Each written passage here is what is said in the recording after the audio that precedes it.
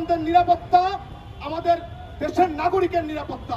আপনি আমাদেরকে সংবিধানের বুলি শুনান, আর এদিকে রাষ্ট্রের টাকায় জনগণের টাকায় ধর্ষক সে কারাগারে আয়েশি জীবন যাপন করে। এই সংবিধান আমরা চাই না।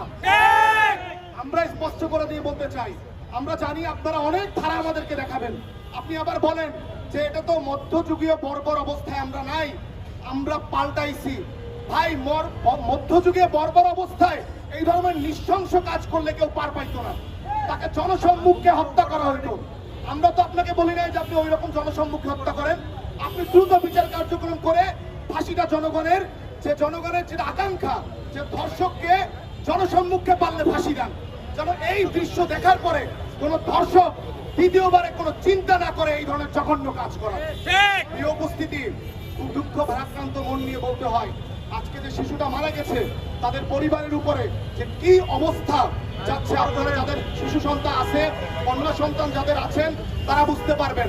আমার একটা ছোট্ট কন্যা সন্তান আছে, আমি বাসায় গিয়ে যখন ওর মুখের দিকে তাকাই, বিশ্বাস করেন মনে হয় প্রত্যেকটা ধর্ষককে রাস্তার সামনে গুলি করে হত্যা করি।